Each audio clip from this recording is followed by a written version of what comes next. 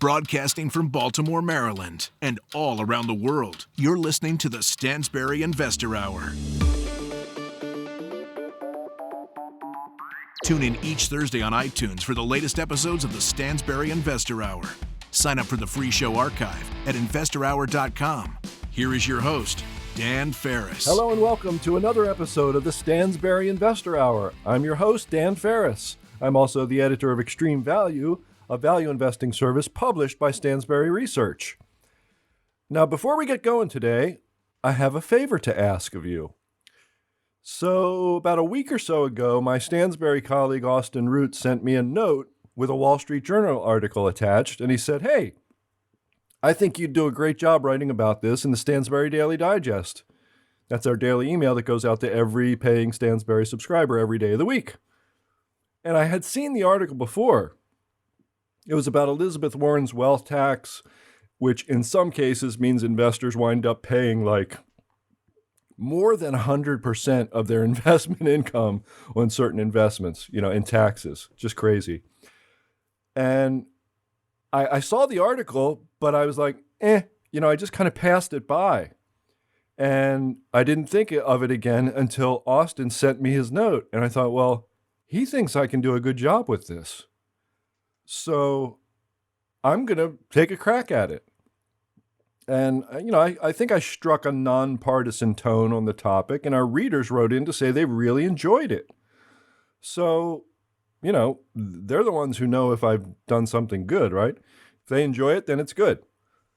And here's the thing, right? I had dismissed the thing previously, but Austin made the specific point of saying that he thought I would do a good job with it, so I went ahead and did it. I trusted him. And the reader did enjoy it. Apparently, I did a good job. Folks wrote in.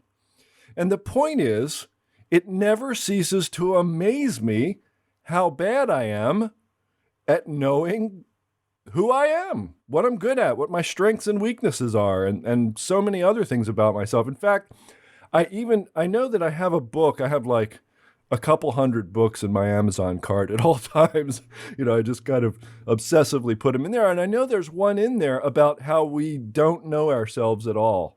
And I maybe I should read that because that's what's happening here. So here's what I'd like to do. I'd like to ask you a favor. And my reading has fallen a little behind, and I'm not sure where to pick it back up. So I thought I'd ask you for a suggestion. Is there one book out there that you think I'd really enjoy based on, what you know about me from the podcast and all the stuff I've said on here, maybe something that you remembered from a previous podcast that kind of struck your interest? And if there's something you think I should be reading based on what you know about me from the podcast, I would love to hear about it. So write in with your suggestions to feedback@investorhour.com. And I sent a similar note around internally to Stansberry for ideas on, what to read and what to write in the digest and things, because I thought, well, if it happened once, it could happen again, because people have a certain idea about you, me, whoever, and sometimes that idea contains quite a bit of insight. So it's valuable to know what people think you're good at.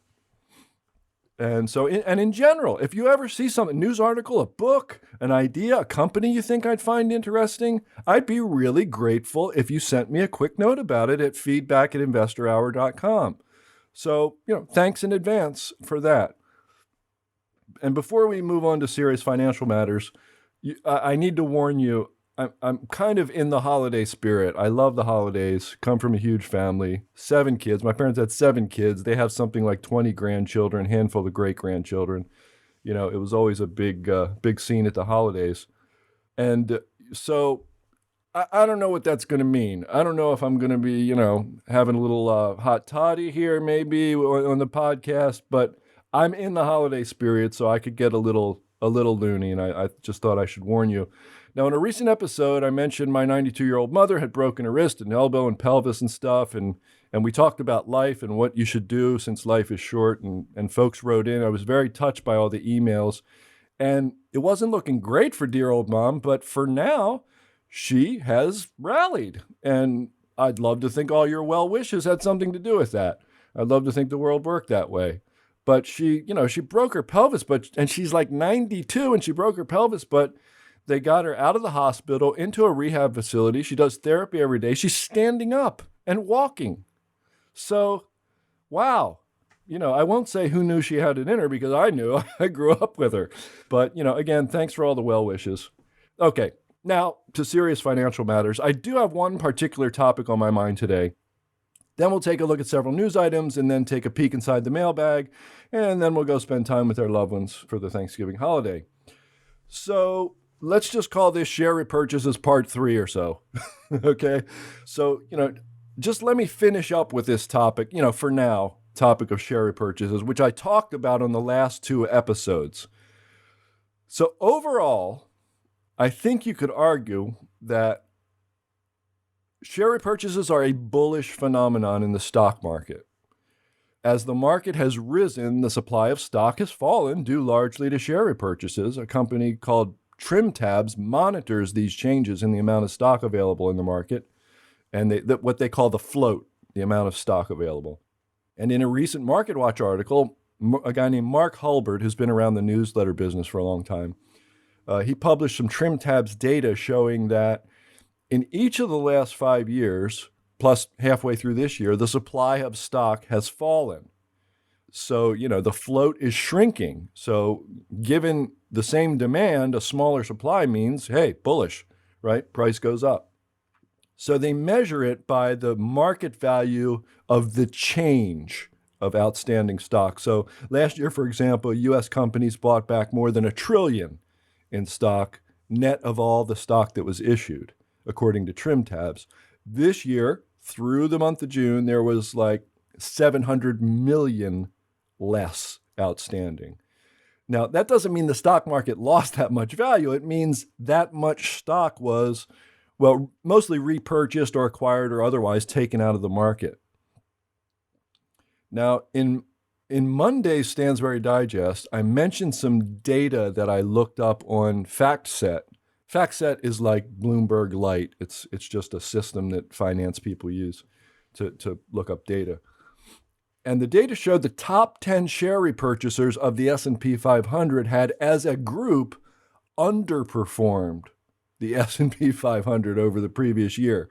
So the biggest share repurchasers, on average, were beaten by the market during the last 4 quarters. Okay, but so that I thought, wow, geez, that was unexpected. But I'd be remiss if I didn't also point out that the performance of the TrimTabs all-cap U.S. free cash flow ETF, ticker symbol TTAC, which invests in companies with the biggest reduction in float, did better. It has beaten the S&P 500 by 1.9% annualized since it started up in September 2016. Not a long track record, but I think it could be instructive. I think they're kind of onto something here. As much as I criticized various aspects of share repurchases and basically said, if the company isn't doing great, share repurchases are not going to save them.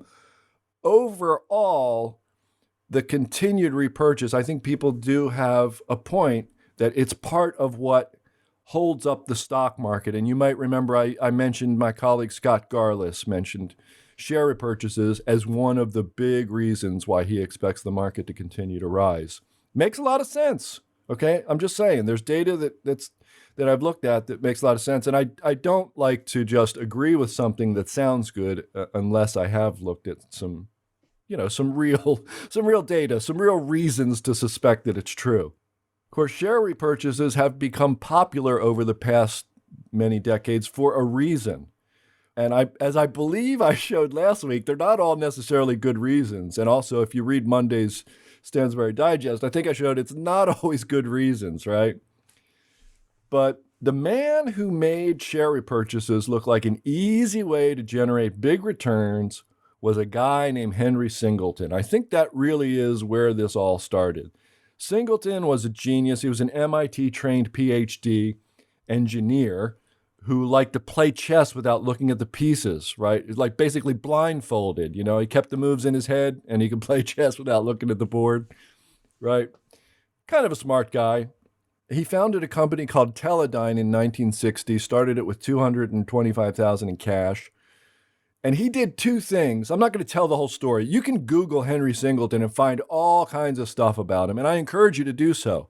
Like, he's one of Warren Buffett's favorite people of all time in the business world, and you should know about him.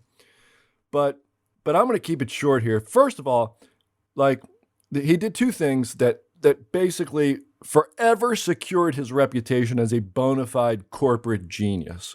The first thing he did was, whenever the price of his company Teledyne stock, when it was soaring in the 1960s, he used the stock to make, by some counts, approximately 130 acquisitions, right? They used to call it Chinese paper. When you use really expensive stock to make an acquisition, you're basically printing money at that point, right? And during the 60s, based on all these acquisitions, growing this company from nothing, the sales grew from basically zero to 1.3 billion, and net income also from essentially zero to 58 million. So, he knew what he was doing. He knew how to acquire his way to a big company. Lots of people have done that, but he was actually very good. He built an incredible business that scored huge returns on capital. I mean, it was, like I said, it was like Warren Buffett's dream. Okay, that was the first thing he did. He used the expensive stock to make acquisitions. The second thing he did to cement his reputation as a bona fide genius, when the stock tanked, when Teledyne stock fell along with the whole rest of the stock market in the early 70s, he bought the shares back hand over fist. Over a 12-year period, like 1972 to 1984, he reduced Teledyne's share count by around 90%. Bought back 90% of the stock. And when he started buying the stock in 1972, it was just under $17 a share. It hit like 300 in 1984. And I saw an old price chart published by Omega Advisors, but it was an old price chart, really old, and it was kind of foggy looking. But it looked like it was from Teledyne's IPO into like the 1990s, early 1990s, and it was really faded. But it looked to me like a split adjusted price chart, because it starts out at like 3 cents a share and ends up at like 70 or 80 bucks over on the right. I mean, just huge. And circled on the chart are like 4 spots right around the 1974 bottom where he bought back shares. So, ever since Henry Singleton bought back Teledyne's shares and created this huge multi-bagger return doing it, folks think, in corporate America think, oh, well, it's easy to make the stock price go way the heck up by buying back shares, but it's not. Singleton was a singular genius. He was good at everything he did. He knew how to make acquisitions. He knew how to manage businesses. He knew how to buy back stock. And in fact, the company went through these very specific periods of time. The acquisition to build it phase, the intense management phase, the, buying back the shares phase. And you never find somebody who's good at all those things. And his timing was legendary. I mean, he did all these share repurchases right at the bottom in like 73, 74 timeframe. I mean, you just don't see this. It's very, very rare. So thinking that Singleton is an example to follow is right. But you got to know exactly what you're following. You're not just blindly buying back shares. You're brilliantly timing share repurchases. And people, they sort of ignore that and I'll just buy back the stock, just like Henry Singleton. Yay. And, on top of all this, he was like the most upright, decent, honest guy in the room. He never took stock option grants. He never sold one of his own shares, according to Leon Cooperman of Omega Advisors, where I saw that chart that I just mentioned. So Singleton was a very, very, very unusual guy. You just don't find people like him in corporate America anymore. He died in 1999. I think he was 82 years old. Just stellar career, one of a kind. Late in his career, he looked at all the shares that corporations were repurchasing, and he said, well, if everyone's doing them, there must be something wrong with it, right? So that's kind of part of the point that I've tried to make, Sure, everybody's doing it. And sure, overall, we reduce the float in the market, so it's overall bullish. But most people, most corporate managers are really bad at it. They're not Henry Singleton, okay? So, I wonder what he'd say, today if he were alive. He'd probably say the same thing. I'm hoping he'd say something like what I'm saying. Everybody's doing it. There must be something wrong with most of it. And I think there is. Bullish as it is. It's weird, isn't it? I have to admit that it's an overall bullish thing, but bottom up one at a time, the example suggests that these people just don't know what they're doing buying back all this stock. And in the end, I believe you must do that. You must analyze each company, including its share repurchase activity, on a one-at-a-time, bottom-up basis, right? So my advice is to approach share repurchases with a healthy suspicion, but with the knowledge that done right, maybe you will find another Singleton-like performance out there somewhere. And of course, you'll never have any idea which, whether it's suspicious share repurchase activity or the next Henry Singleton, unless you get in, dig in, roll up your sleeves, do substantial homework. Okay, I think that may be all I have to say about share repurchases for a while. I'm not sure why this topic grabbed me, but it did. It's so many people on Twitter talking about it. There's so many opinions, such extremes. Some people think they should be banned. Some people think they're great. Some people are in between, whatever. So last 3 episodes, this episode and the last 2, you know what I think, right? All right, let's look at what's new in the world. Well, the first thing that's new that I just want to mention briefly is that Bitcoin crashed below 7,000 earlier this week. As you're listening to this, I don't know where it'll be, but probably in the same ballpark. Don't ask me what it means. Don't ask me what it means that Bitcoin is below 7,000. But I have to mention it because I know a lot of people will be thinking about it right now. My view is that if you have a position in Bitcoin that's big enough to cause you to notice and really care that the price has fallen, you have too much money in Bitcoin. I'm sorry. I know it's we've had very smart people in this program talking about crypto and Bitcoin. We had Mark Yusko on a while ago, hedge fund manager and value-oriented, cyclically aware guy who really likes Bitcoin as a portfolio diversifier, among other things. And lots of other folks. We had the crypto doctor, Eric Wade, on last week. Lots of folks talking about Bitcoin. I continue to think that you can't be all in on this kind of thing. It's difficult to know exactly what it is. I mean, I bought like $1,000 worth of it a couple months ago. And sometimes, even if I'm reading about it, I forget that I own it. That strikes me as the right position size in Bitcoin. Oh yeah, I remember. I own a little bit of that. So be careful. You're not all in on Bitcoin, I hope. Now, speaking of position sizes, let's talk about Bridgewater Associates, biggest hedge fund in the world, run by the famous billionaire Ray Dalio, $150 billion in assets. Wall Street Journal published an article last week that said Bridgewater had placed a $1.5 billion bet on a falling market. It said that Bridgewater bought $1.5 billion of put options on the S&P 500 and the Euro Stoxx 50 equity indexes. So if either one of those falls, they'll make money. And the puts expire in March, so it's a fairly short-term kind of a bet. Now, Bridgewater founder Ray Dalio took to the internet, posted a rebuttal of the article on LinkedIn, and he basically said, hey, we told the author of this piece that we have no net short position in stocks, right? So it's not a net bet that the market is going to fall. It's a hedge, protection in case the market does fall. They have 150 billion assets under management. This is a 1% position in put options. I'm sure, I don't know for sure, but I'll bet you anything they've got tens and tens of billions in stocks, and they got this little bitty thing in put options. Now, $1.5 billion is a big bet, but you got to look at the context.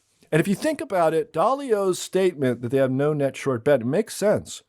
Bridgewater is known for using a strategy called risk parity. That's where you balance your assets based on volatility, right? So just say stocks are more volatile than bonds, so you have more bonds than stocks. And you buy, bonds until the volatility of the bonds is equal to the volatility of stocks in your portfolio. And you balance all your assets that way under risk parity. So you buy more of the less volatile assets, less of the more volatile assets. Lately, volatility in the stock market has fallen. The VIX is below 12 as I speak to you today. So it's likely that Bridgewater bought a bunch of stocks, right? They're risk parity, right? Stocks, volatility goes down, they buy more. And they're hedging the position, I'm guessing, with put options. So it makes, I believe Dalio, and I think Dalio accused the Wall Street Journal of going for a sensationalistic headline over journalistic accuracy. I think he's probably right? Given the emphasis on risk parity at Bridgewater, if they wanted to be short stocks, they'd probably do it by being long something else, like bonds, cash, gold, whatever they think would perform well if stocks fell, right? It's hard for me to imagine like a $150 billion hedge fund actually being net short stocks. I think it would be difficult to pull off. So I believe Dalio, and I think the Wall Street Journal, it's a silly headline. Not true. Okay, got that out of my system. Other thing I noticed is that Uber lost its license to operate in London. And here's why. I'm going to quote from the Wall Street Journal here. Quote, Transport for London, or TfL, the city's main transportation regulator, said it had found 14,000 instances in late 2018 and early 2019 in which unauthorized drivers swapped their own photos with those of authorized drivers on Uber's platform, allowing them to pick up riders themselves. A TfL spokesman said in some cases it believed drivers were using the loophole to allow people they knew to use their own accounts to pick up riders, end quote. So there's basically this backdoor into Uber software, which they claim to have fixed, okay? They didn't say like how widespread it was, but they said that they rolled out a fix for this, operationally and technologically in the software. So Uber says it has 3.5 million riders and 45,000 drivers in London. So it's one of the company's largest markets globally. It's largest one in Europe. 5 markets make up about 24% of Uber's gross bookings, around $10 billion. The other 4 are New York, San Francisco, Los Angeles, and Sao Paulo, Brazil. So this is pretty big news. And the stock fell how much on the news? 5, 10, 15%? No, 1.5%. And maybe that makes sense because when your business has this like basically 50 billion-ish valuation and you're lighting money on fire, well, the fact that you may earn less in the future than, earn more negative, I'm not sure how you would say that. Yeah, earn more negative in the future because your sales are down. Maybe that shouldn't impact the share price more than 1.5%. I thought that was the insane part of this because, I know they said they fixed it, but if there's one backdoor into the software, maybe there's another. I don't know. I never even thought that, hey, you can hack Uber and swap your photo in and use the program and not pay Uber anything and just kind of be a pirate Uber driver. I thought that was very weird, and I think the stock only falling 1.5% is very weird too. Okay, next. You probably heard, if you have been anywhere near a financial news source, that the luxury goods company LVMH is buying Tiffany for $135 a share. It's close to $17 billion once you figure in all the stock options and debt and everything. But I think just for the stock, it's like little over $16 billion. Now, they bid on this thing a month ago for about $14.5 billion. now they're bidding $16 billion. It looks like it's going to happen. If it does happen, and we have no reason to suspect it won't, it'll be the biggest luxury goods acquisition in history. The first time around, LVMH was bidding around 26 times earnings. Now they're bidding around 29 times earnings. Price sounds steep, but it makes sense to me, as I believe I've indicated this before, right?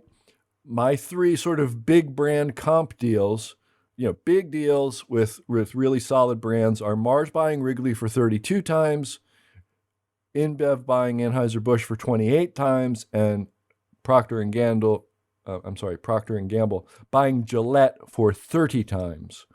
And if you look at Tiffany's 5-year price to free cash flow, it's around 26 times actually. So just up in that high 20s ballpark is what you pay for a brand that's been around for like 180 some years, and which is really solid. So activists got involved in Tiffany a couple years ago. The CEO resigned, and now LVMH is buying it and hoping to kind of revitalize it. They're going to redesign stores, launch new products, and try to make the brand more appealing to millennial age customers. Good luck with that. Generally speaking, of course, most corporate acquisitions don't create value. Many destroy value. But also, generally speaking, one great business buying another, like the three examples I named a moment ago, that usually works out pretty well. And that's how I'd characterize this deal. One great business buying another. Luxury goods is a great business because all the stuff you use to make luxury goods is all the same stuff you use to make everything else. It doesn't, but you just slap your little logo on it and say it's the finest whatever in the world, and you can charge, exorbitant amounts and make huge margins. It's like, I think Ferrari is like a good example of that, right? Okay, so that's LVMH. And I'm going to talk more right now about some other acquisitions, or really one other one in particular. But it strikes me that, hey, maybe you don't know why I'm talking about acquisitions all the time. It's a real good topic for investors. What happens here, especially in deals like this, and I mentioned those other three, right? So we got LVMH buying Tiffany, Mars buying Wrigley, InBev buying Anheuser-Busch, and Procter & Gamble buying Gillette. So these are the most knowledgeable buyers in the industry buying one of the, if not the best business in the industry. You see that? So if these people don't know what the business is worth, no one does. And they do know. They know exactly what it's worth, and they know what they can do with it when they buy it and how much, earnings power they can wring out of it. So what they're doing and why this is important for you as an investor, learning about acquisitions, reading about acquisitions, understanding them is one of the more important topics for you as an investor, because these people are basically telling you what these businesses are worth.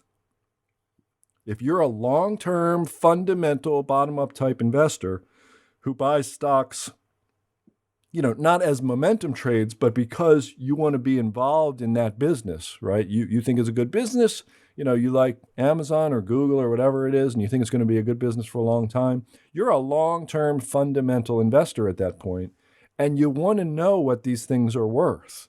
So that's why you read about and study acquisitions. And I just wanted to say that, maybe it's obvious to you, but if it's not, there it is. And so on Monday, Scott Garlis, my Stansberry colleague Scott Garlis, and the Stansberry Newswire team noted a flurry of acquisitions. Besides LVMH Tiffany's, there was a mining deal, Kirkland Lake, the mining company, buying a Canadian gold miner called Detour Gold. That was about $3.7 billion. Big pharma deal, Novartis buying Medicines Company for $9.7 billion. Bloomberg published a piece that said $56 billion in deals were announced on Monday. And they also noted, basically we're in a 5-year mergers and acquisitions boom, showing no signs of letting up.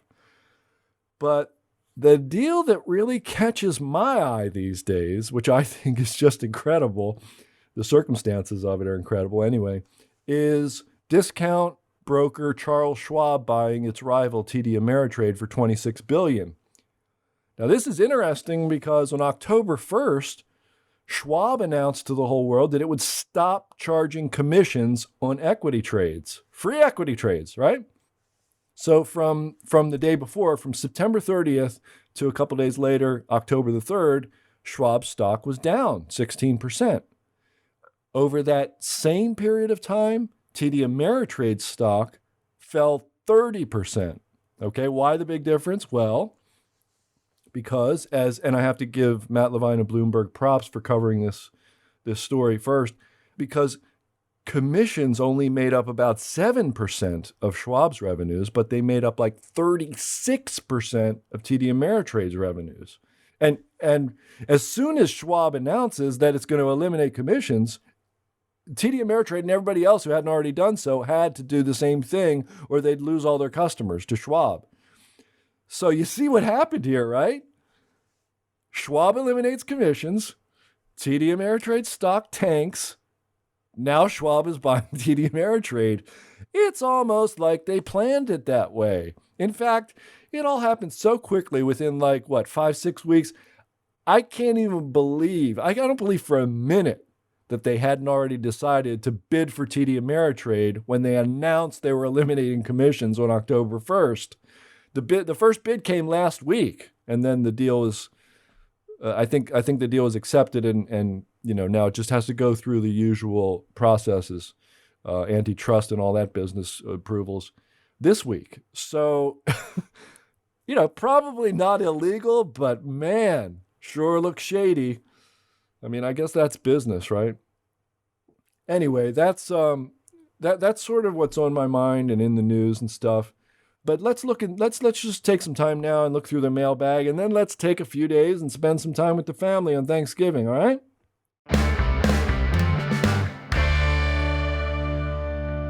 Hey guys, real quick, I just want to tell you something.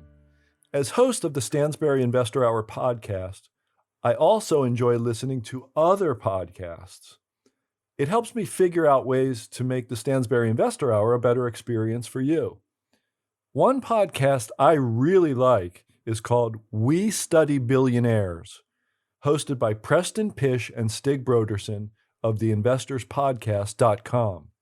It's the biggest investor podcast on the planet, enjoyed by thousands of listeners every week.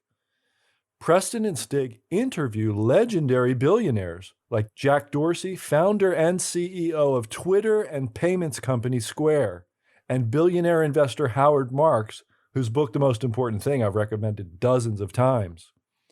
Sometimes Preston and Stig spend a whole episode reviewing lessons learned from billionaires they've studied, like Dell Computer founder Michael Dell, tech industry maverick Peter Thiel, and macro trader Stanley Druckenmiller. Before starting the We Study Billionaires podcast, Preston went to West Point and Johns Hopkins, founded an investment company, and his finance videos have been viewed by millions. Stig went to Harvard and worked for a leading European energy trading firm. They're smart, experienced investors who know the wealth-building secrets of billionaires better than anyone, and their listeners love it, and I'm one of those listeners. Head over to theinvestorspodcast.com and check out We Study Billionaires with Preston Pish and Stig Broderson. Theinvestorspodcast.com. Check it out. Time for the mailbag. This is where you and I get to have a frank conversation about investing. You write into feedback@investorhour.com with comments, questions, politely worded criticisms, and from now on, book suggestions and ideas and companies you think I should look at. All kinds of stuff, whatever's on your mind. Feedback@investorhour.com, and I read every single one of them. The only thing I don't read nowadays is the Russian spam, but I read every single feedback email you guys send in.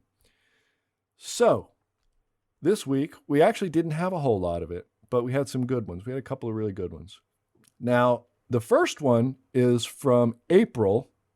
Didn't give a last name, so I'll just call her April in Seattle. Now, April, you wrote a nice long email, and I really appreciate it, but obviously we can't read the whole thing. So I'm going to just read a couple parts of it. So you said, it's understandable for Covell, that's previous podcast trend following expert Michael Covell, April says it's understandable for Covell and Jim Simons to keep their strategies close to the vest. Otherwise, their techniques will be exploited by market participants and lose its edge. However, I am curious if their strategy significantly changes over certain periods of time, mainly because the trader I am trading with has been using his trading techniques for several decades with great success. Not to say he has not adjusted or perfected his technique over his career. I'm going to answer that part first, April, and then I'll just read your nice comments at the end for everyone to hear. So, yeah, how much does this stuff change? Well, I've only heard little bits of things here and there, so I can't really claim to know. But the basic idea, if you just think about it, say you found they're always looking for price patterns, right? So say they found this price pattern that looks really good and you buy it at a certain time, sell it at a certain time, and you make money like hand over fist and you can do it over and over again. And then all of a sudden it stops working. Well, if it stops working, you have to assume that means everybody else knows about it. And if everybody else knows about it, then if it stops working, then I would think that the tweaks you could make would be fairly obvious to everyone as well. So, you live and die by your ability to say, this doesn't work anymore, stop doing it and move on. Now, you say you're working with a trader who's been using trading techniques for several decades with great success. Hey, whatever works for you. I'm not the trend following trading expert here at all. Nothing like it. That's why we have folks like Michael Covell on the show. But I will say that I've spoken with some quantitative people and interacted with some of them on Twitter. By the way, Twitter's a wonderful resource. You can really build up a really great Twitter feed and learn a lot and interact with some smart people that you might not interact otherwise. And I've just interacted with some people and spoke with some quant traders and stuff. And some of them, actually most of them, seem to be saying, that the techniques and things that worked like gangbusters, the classic trend following techniques that worked gangbusters in the 80s and 90s, they don't work so great anymore. And, when I say that to some people, oh, that's ridiculous. I'm a classical chartist and I still use the same techniques I've been using for decades, like this person you're talking about. And that's poppycock. Trouble is, nobody ever shows you the results, right? So you don't really know who's telling the truth here. And everybody always over exaggerates, right? But I would suspect that's my suspicion, that when something stops working, part of your success is based on your discipline of abandoning it and moving on and looking for something else. And so if you're using the same thing for decades, anyway, I'm suspicious of anyone who says they use the same thing for decades. I'm not calling anybody a liar, April, okay? Not at all. But I just think intellectually it's my job to be suspicious of that. Put it that way. And April also says, finally, just wanted to say I really, really appreciate all your hard work that you put into your podcast. Your podcasts are seriously the highlight of my week. I hope that does not sound too sad. Haha. Let's just say the world of finance can be a lonely world. It's very freeing and educational to have a conversation about money and what we do. Please tell Porter we love you and that you have very, very loyal fans. If your podcast were a paid subscription, I would pay for your podcast. Well, April, just for you, from now on, it's $1,000 a week. Just kidding. Then she says, that is how much I like your podcast. Please have a happy Thanksgiving with your family. Warm regards, April. Thank you so much. I really appreciate the kudos. And I really just have one more of these because we didn't get many this week. And this one is from Lyle, whose name I have mispronounced as Liesel because that's how it's spelled. Lyle P. Lyle P. says, thanks for another informative interview, this time with Eric Wade. One question has always concerned me about Bitcoin that maybe you could respond to. I understand why Bitcoin cannot be inflationary, but it also seems to me that it has to be deflationary. Let me explain. Since there will only ever be a fixed maximum number of Bitcoin produced, what about all of the Bitcoins that are taken out of circulation because the owner has lost, forgotten, abandoned, died without telling anyone about them, etc.? over a long enough time, the number of Bitcoins available for transacting business could theoretically decrease to zero. Isn't that a catastrophic weakness in the system? If this is a naive question, don't feel you have to respond to it. I don't think it's naive. I think it is logical. But I want to tell you, I wouldn't be afraid of that, because the truth of the matter is, I think it would take much longer for that to happen, or much longer for there to even be a hugely meaningful dent in the supply by people forgetting their keys and dying and all that stuff that you mentioned. So I think this is nothing you ever need to worry about during your lifetime, or probably the lifetime of your children, and maybe even your children's children, and so on for generations to come. But you say, if this is a naive question, and it is a very simple kind of a question, but it's the kind of thing you have to ask, isn't it? Because Bitcoin may as well be like the currency on Mars. We haven't been here before. We don't know what to expect. So the reason why I read this question is because, yes, ask questions like this. Ask absolutely everything you can think of, because we have no idea. You must ask everything. So I like the way you're thinking. I don't think it's naive. I think it's, one of a long list of questions that you must ask. You must always ask, what the heck is this? What can I expect? Who made this? How does it work? What's going to happen? Always, always, always, because, we're in weird territory. We've never done this before. Okay, that is another episode of the Stansberry Investor Hour. Thank you so much for listening. It's my privilege to come to you this week and every week. And be sure to visit the website, www.investorhour.com, and write into us at feedback@investorhour.com. You go to investorhour.com, we have a transcript for absolutely every single episode we've ever done. Just click on the episode, scroll all the way down, the transcript is at the bottom. If it's not there yet, I promise it will be there soon. Okay, so transcript for every episode. And you can listen to and read a transcript. We still have every single episode we've ever done available on the website. Pretty cool, huh? So do that and enter your email so that you can get updates about all the future episodes. Very cool. And of course, write in. I want to hear from you. Feedback@investorhour.com. I can't even say it enough. I really, really enjoy hearing from you. Some of the questions are great, and the rationale behind them and the thought behind them, it really is great. So please write in. Another thing you want to do is go to iTunes. Go to iTunes, subscribe to the podcast, and hit like. If you hit like, it pushes us up in the rankings and more people find out about the podcast. And then we get more wonderful feedback, and the program improves, and you'll like it better, and you'll have more fun, and you'll be happy forever. Won't that be wonderful? So go to iTunes, subscribe to the podcast, hit like. And I thank you in advance for doing that.